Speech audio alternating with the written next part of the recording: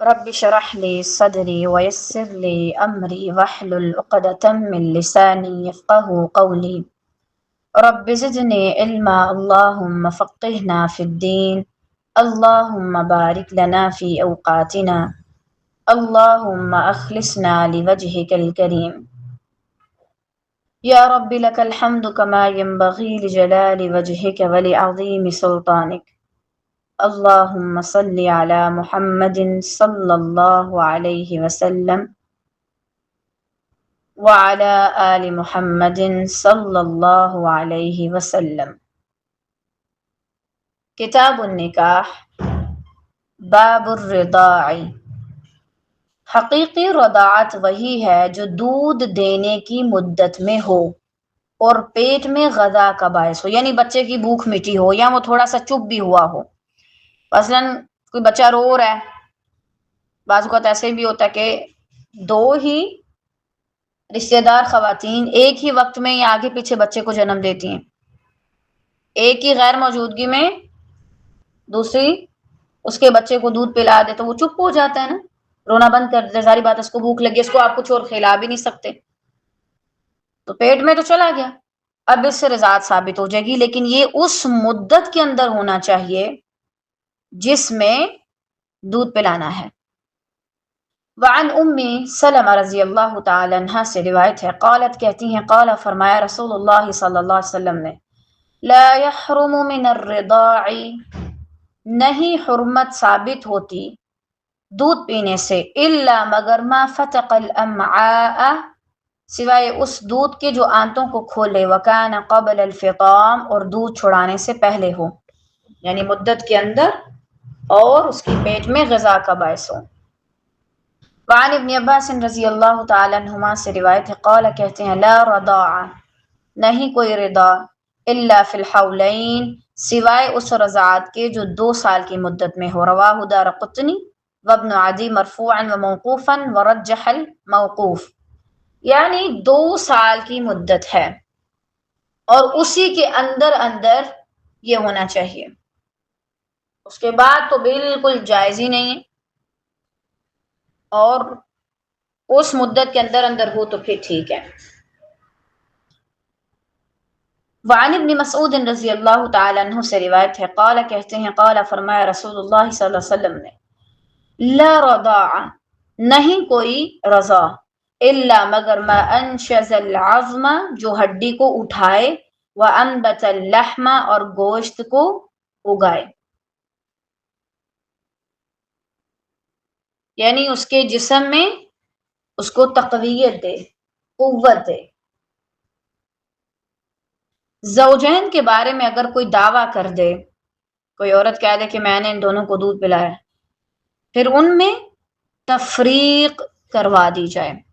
آج تو الحمدللہ ایسا کوئی سسٹم ہی نہیں ہے، مائیں اپنے سگے بچوں کو بھی بہت کم پلاتی ہیں، کہاں یہ کہ کوئی دائی وغیرہ کا سسٹم ہو اس طرح سے، لیکن اگر بہرحال کوئی دعویٰ کر دے تو پھر ان دونوں کو علیحدہ علیحدہ کروا دو، جب جس دن پتہ چلے، خواہ بچے ہو گئے ہوں نہ ہوئے ہوں، علیحدہ کروا دو۔ وعن عقبۃ بن الحارث رضی اللہ تعالی عنہ سے روایت ہے، انہ، بے شک انہوں نے، تزوج، نکاح کیا، ام یحییٰ بنت ابی ایحاب، ام یحییٰ بنت ابو ایحاب سے، فجاءت، تو آ گئی، امرأہ، ایک عورت، فقالت، کہنے لگی، لقد، البتہ تحقیق، ارضعتکما، میں نے تو تم دونوں کو دودھ پلایا، فسأل النبی صلی اللہ علیہ وسلم، تو انہوں نے نبی صلی اللہ علیہ وسلم سے پوچھا، فقال، فرمایا، کیف، کیسے تم اسے رکھ سکتے ہو، وقد قیل، اور تحقیق کہہ دی گئی ایک بات، یعنی وہ کہہ رہی ہے کہ میں نے ایسا کیا ہے، اب تم اسے کس طرح رکھ سکتے ہو۔ ففارقها عقبۃ، پس عقبہ اس سے الگ ہو گئے، فنکحت زوجا غیرہ، اور ان کے علاوہ کسی دوسرے شخص سے نکاح کر لیا۔ تو بہرحال آپ دیکھیں کہ صرف یہ معاملہ نہیں ہے دودھ پینے کا، اللہ سبحانہ و تعالی نے اس کا کیسا سسٹم رکھا ہے کہ اگر دو ایک ہی ماں کا دودھ پی رہے ہیں بچے، تو وہ آپس میں نکاح نہیں کر سکتے، یہ اصل میں رشتہ جوڑتا ہے، اس کا خیال رکھنا چاہیے۔ دودھ پلانے کے لیے صحت مند اور دیندار خاتون منتخب کی جائے، بچے پر اس کے گہرے اثرات ہوں گے۔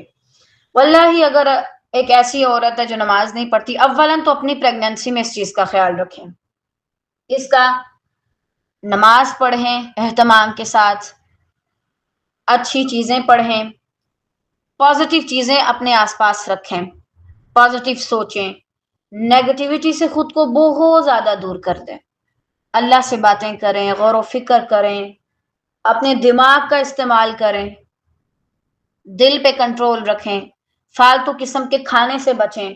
آپ دیکھیں کہ آپ کا بچہ کتنا دیندار اور صحت مند ہوتا خیر سے، اور جب وہ پیدا ہو جائے تو اس کے بعد بھی کوئی بھی عورت جس کو پتہ ہی نہیں ہے دین کا نہ دنیا کا، اس کو اس کام کے لیے مت چنے۔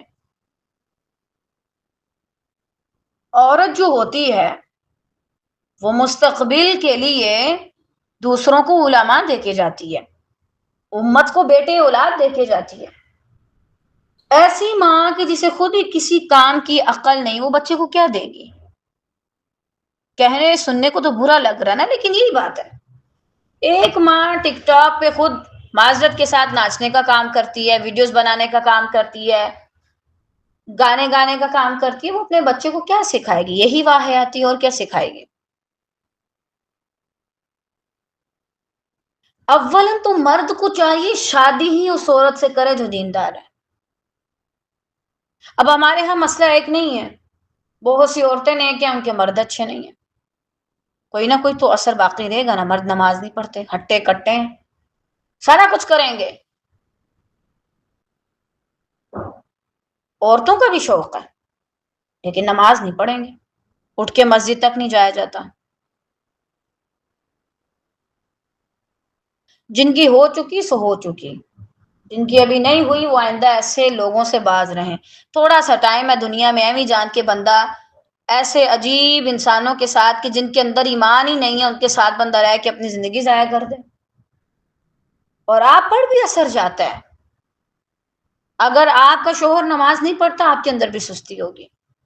اگر آپ کا شوہر ورد یومی نہیں کرتا، یعنی قرآن مجید نہیں پڑھتا، تو آپ کے اندر بھی عادت نہیں ہوگی۔ اور اگر آپ کے اندر یہ خوبی ہے تو اس کے اندر بھی جائیں گی۔ صحیح بات ہے۔ اگر شوہر کی عادت ہے وہ ہر وقت گانے سنتا ہے، فلمیں دیکھتا ہے، موبائل کا عجیب استعمال کرتا ہے، تو آپ کو بھی آہستہ آہستہ یہ لت لگ جائے گی، پھر دونوں مل کے یہ کام کریں گے۔ اور کہیں نہ کہیں نہیں، بہت جگہ پہ آج یہاں پر جو امت خراب ہوئی پڑی ہے نا، اس کے پیچھے ماؤں کا ہاتھ ہے، انہی عورتوں کا۔ ابھی بچہ پیدا نہیں ہوا، پہلے سے دعائیں کرو کہ اللہ نیک ہو، امت کو کوئی فائدہ دے، اچھے کام کرے، نیک ہو۔ اگر ہم کسی چیز میں پیچھے رہ بھی گئے ہیں تو اسے ہم سے بھی آگے لے کے جا خیر سے۔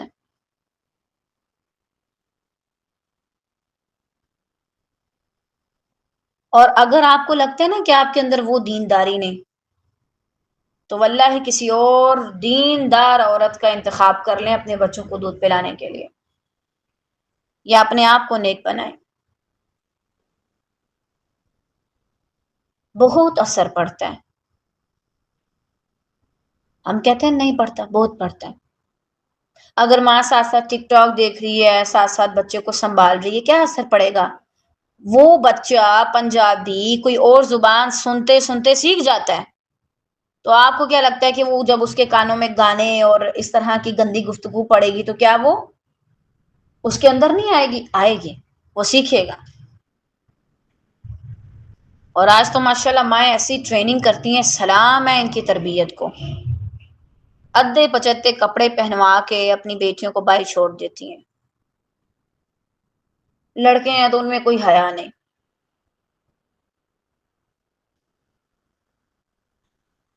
اور اس کے پیچھے ہمارا ہاتھ ہے، عورتوں کا۔ نہ عورتوں کی صحیح سے تربیت کی ہے، نہ اپنے بچوں کی صحیح سے تربیت کی ہے، یعنی لڑکوں کی نہ لڑکیوں کی۔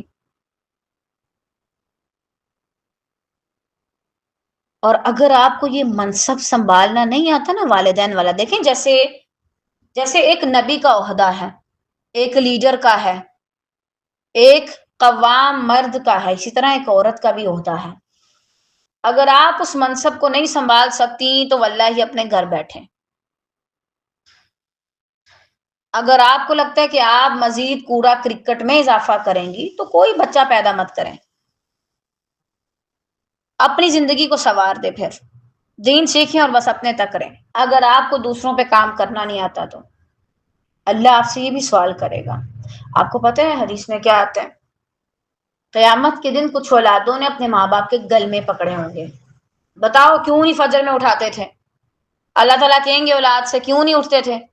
وہ اپنے والدین کا گریبان پکڑے گی اور انہیں جھنجھوڑے گی، یا اللہ یہ نہیں اٹھاتے تھے ہمیں۔ اور حتیٰ کہ بھی ہمارے پاس بچوں کا کورس چل رہا ہے، میں دیکھتی ہوں اس میں آپ میں سے بھی کئی مائیں یہاں پر موجود ہیں، چاہے آپ کو برا لگے، اپنے بچوں کو نہیں اٹھاتی نماز کے لیے۔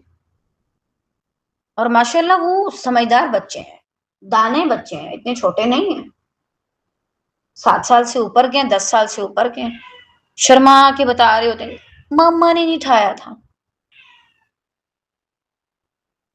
ایسی ماما کا کیا کرنا ہے؟ چولہے میں جھونکنا ہے؟ کہ جو اپنے بچے کو دیکھیں، اگر آپ کو پتا چلے خدا نہ خواستہ اس وقت آپ کا بچہ جو ہے وہ آگ میں جل رہا ہے، آپ کیسے پاگل ہو جائیں گی؟ ہوتی بھی ہیں۔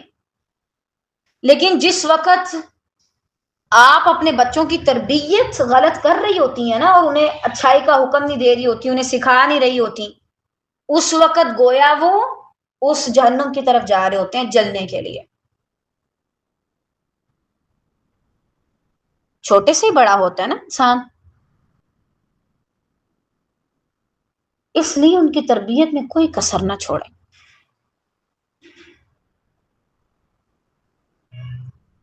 وعن زیاد السہمی رضی اللہ تعالیٰ عنہ قال، کہتے ہیں نہا منع کیا رسول اللہ صلی اللہ علیہ وسلم نے ان تسترضع، یہ کہ دودھ پلایا جائے ان عورتوں کا الحمقى، جو کم عقل ہیں، جو نہ اتنی عقل مند ہیں، نہ ان کے اندر دین کی کوئی سمجھ، نہ دنیا کی کوئی سمجھ، اور عجیب سی ہیں، یا پھر بے دین ہے، یا پھر ان کا کردار اچھا نہیں۔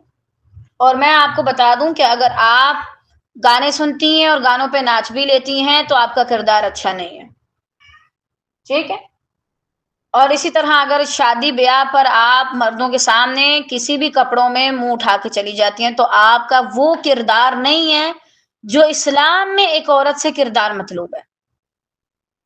اب آپ خود ہی حساب لگا لیں کہ آپ نے کون سے بچے پروان چڑھائے ہیں، کیا دیا ہے آپ نے امت کو اور کیا دے رہی ہیں آپ۔